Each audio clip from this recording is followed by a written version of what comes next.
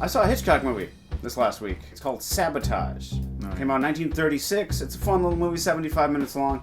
Early Hitchcock, still learning his way. But I thought I was watching a different Hitchcock movie from the early 40s called Saboteur. So I did some research on Sabotage, and it came out the same year as Hitchcock's The Secret Agent. Now, Sabotage is based on a Joseph Conrad novel called The Secret Agent.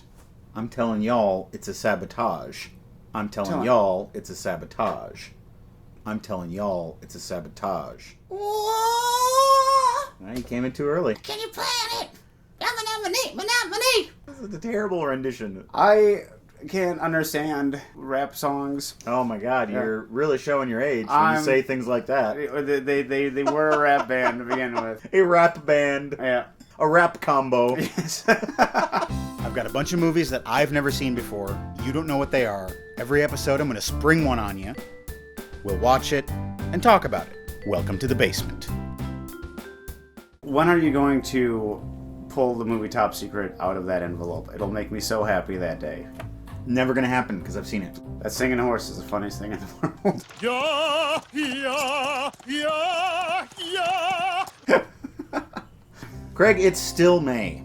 Yes. Not only a time when farmers plant their crops and try to satisfy the wicker man, but when studios plant their blockbusters and hope to reap rich monetary harvests. It's blockbuster season. It gets earlier every year. Tonight's movie lasts for 2.5 hours. Oh. But I wouldn't call it long. I'd call it the size of Texas, Mr. Johnson. I'm sure you don't want to miss a thing when we watch Armageddon. Oh, you've never seen Armageddon? No. Released in 1998 and directed by blockbusting wonder boy Michael Bay, this movie grossed a total of $553 million at the worldwide box office. 8 of those were my dollars. It was chosen by the Criterion Collection as, quote, an important contemporary film, unquote, much to the chagrin of film buffs everywhere. Wesleyan film scholar Janine Bassinger defended the film, calling it, quote, a work of art by a cutting-edge artist who is a master of movement, light, color, and shape, and also of chaos, razzle-dazzle, and explosion. So tonight we will be seeing some razzle-dazzle. Razzle them, dazzle them, razzle-dazzle them. Excuse me. I wouldn't call it a work of art, but there's no getting around the fact that this is an important movie. What started with Jaws, ended with Armageddon, and then a new day began. This movie is what is now known in Welcome to the Basement parlance as a benched movie. I intended for us to watch this movie during season 1, but then I got the bright idea to watch Top Gun instead. Ah, well. Benched movies. They're movies that I plan on watching and then reschedule at the last minute, so they get put on the bench, just like a shitty baseball player. Well, Craig, it's the time in the show when I give you your special gift. There you are. Ooh.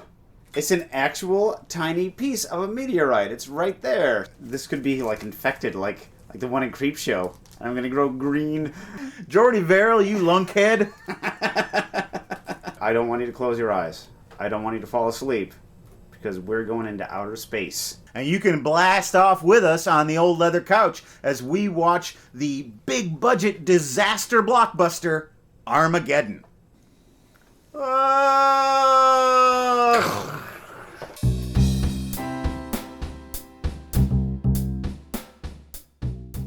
Are you getting it? Yes, Armageddon it. Are you getting it? Yes, Armageddon it. Come on, Steve. Again with the rap music. Come on. Space. Jerry Bruckheimer will ruin it for everyone. What do you know it? An asteroid's heading to Earth right now.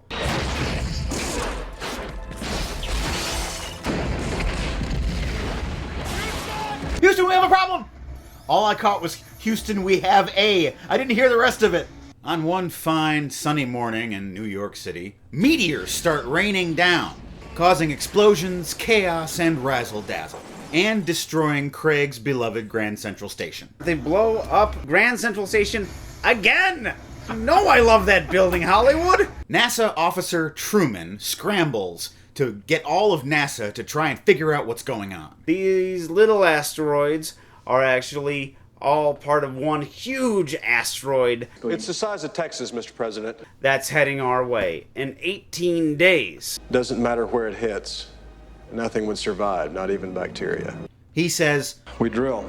"Get me the best driller in the world." That man is Harry Stamper. Harry is the best drill man on the earth. Him and his roughneck buddies live on oil rigs and they drill for oil with their super drills. Harry finds out that his second in command, AJ, is sleeping with Harry's daughter. What's her name? Grace is hiding in AJ's bed. Harry goes a little nuts and chases AJ around the derrick, blasting a shotgun at him. Make your peace with God, AJ! 3 dozen research calls, and every time the same man is recommended. He's worked on every terrain this planet can offer. He's a shotgun-toting whack job who likes to run around and yell. Our hero's murderous rampage is called off once the U.S. military arrive. And they take Harry and Grace to NASA, where they are apprised of the situation. There'd be an overnight breakdown of basic social services worldwide. Rioting, mass religious hysteria. Cats and dogs living together. They need Harry to fly into space, land on the asteroid, drill a hole, drop a nuke into it, and detonate it, thereby destroying the asteroid and saving the world. If I do this, I'm going to want to take my own men. You got it. And he goes about assembling his crew, the most ragtag group of misfits and kook jobs you ever did see. We have Rockhound, Who likes to have sex. Bear, who's a huge a giant black man. black man. AJ, Chick, who's a gambler. Max, the fat guy. And we have Oscar, who's basically Owen Wilson. They've only got 11 days to become fully fledged astronauts, so they start training. One might even call it a montage of different training sequences. Piece of cake. International Sign of Genius. Here he is! Could we have a movie that doesn't have Udo Kier in it? You know, going into a giant meteor that is flying through space is kind of like Sitting on the bullet. Thinking of power. Don't wanna close my eyes. I don't wanna fall asleep. You. You know what I was thinking? Man. late 90s Aerosmith just doesn't agree with me. The president makes a dignified address to the Earth. I address you tonight not as the President of the United States, But as the narration for some sort of Super Bowl ad. All the Roughnecks and a handful of NASA people hop into 2 separate space shuttles. Independence and freedom, this is Kennedy Firing Room. There is a stowaway on board. It's a little boy and a little dog. Repeat, stowaways. Tintin's Armageddon. And the guys launch into space. Stand by for tight close-ups of grimacing faces. They dock with the Russian space station and meet Andropov, a kind of kooky Russian cosmonaut. The Russian space station is in terrible shape, and almost immediately it totally blows up. Is this incident of peril really necessary? Can't we just get to the asteroid? I don't want a Russian space station peril appetizer. I want an asteroid dinner. They just barely get out of that one, and they slingshot around the moon to rendezvous with the asteroid.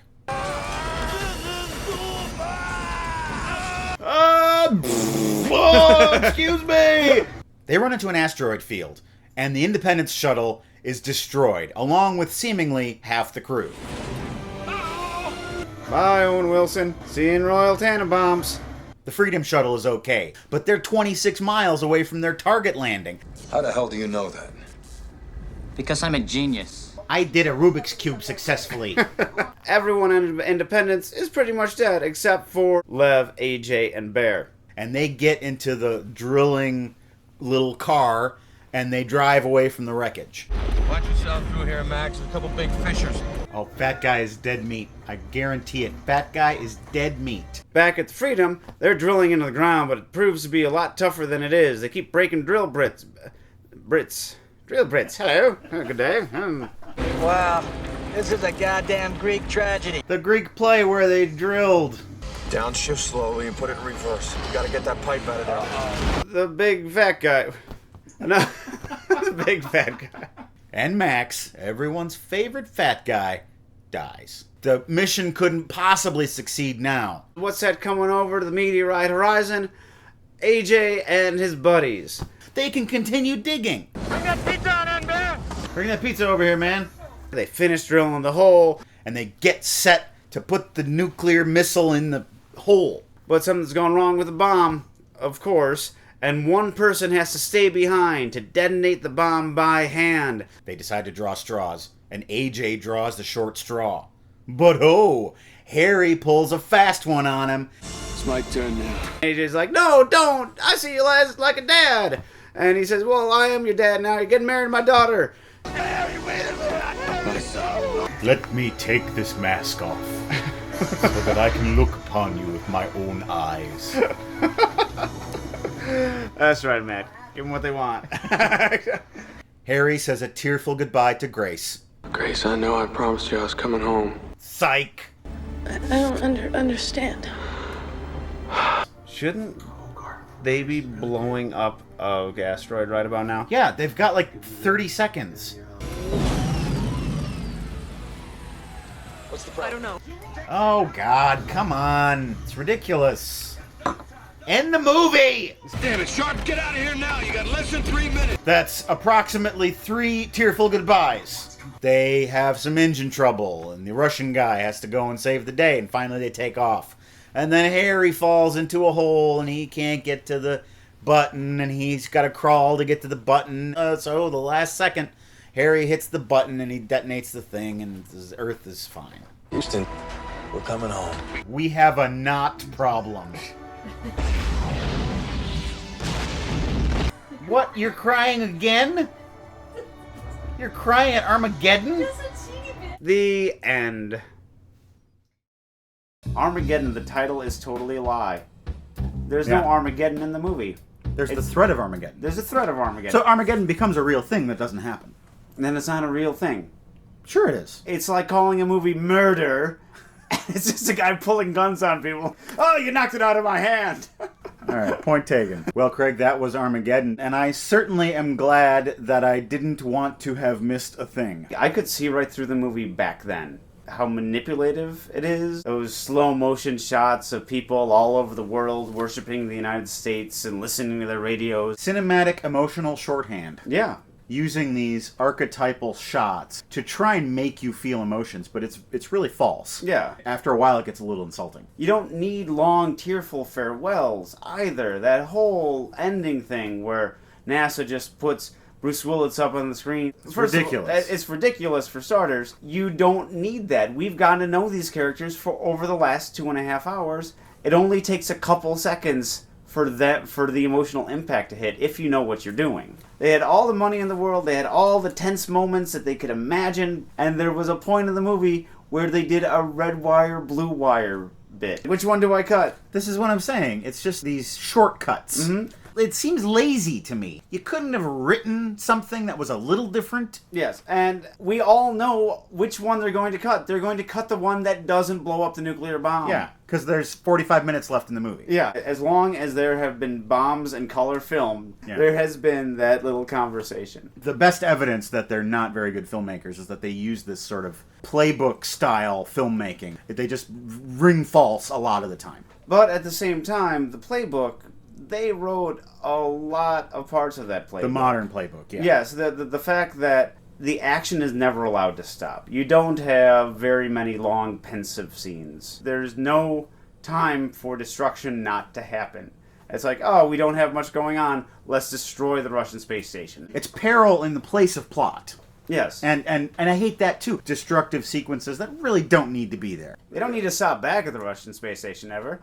May as well destroy it on the way out. Well, I mean, it's kind of like you look at Peter Jackson's King Kong. I mean, you could take out so many of those action sequences, and that movie would be so much better. Is that the same case with this one? Would the movie be better? I certainly wouldn't mind if it was 45 minutes shorter. Also, they could just be on the space shuttle talking about themselves, maybe giving us a little bit more than just like tweet-sized quips that are supposed to indicate a personality. Yeah. Would New York City be offended if we didn't destroy it in an action movie.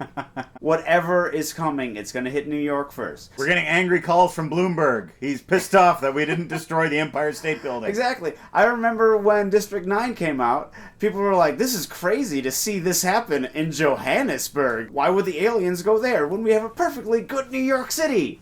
So this was totally unplanned on my part, but this is the third movie in a row. Is that Grace Zabriskie? Is it? I certainly hope it is. Featuring Grace Zabriskie and Udo Kier. That's amazing to me. It's like they're contract players. It's three out of four because they weren't in Wicker Man. But they might have been in the background. Sure. Udo Kier could have been just like, I am in Scotland, I'll be extra. Udo, I think a lot of times gets hired on his udosity. Udociousness. Yes.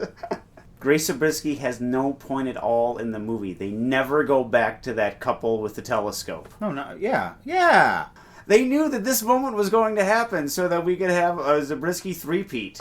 Well, folks, if you have an entire evening free, you too can watch Armageddon. If you do, tell us what you thought. Please visit welcometothebasementshow.com. Check it out, and if you feel so moved, throw a few dollars in the PayPal donation area. You can help support the show. Our recent donors are Tim, Robert, Daniel, and Oliver. Thanks, guys! You know, we've been thinking about ways to try and incentivize donation giving. If you have any ideas, please let us know. What kind of rewards or products would you like to get for your hard-earned donation dollars? I have no ideas. Obviously, that's why we're asking you.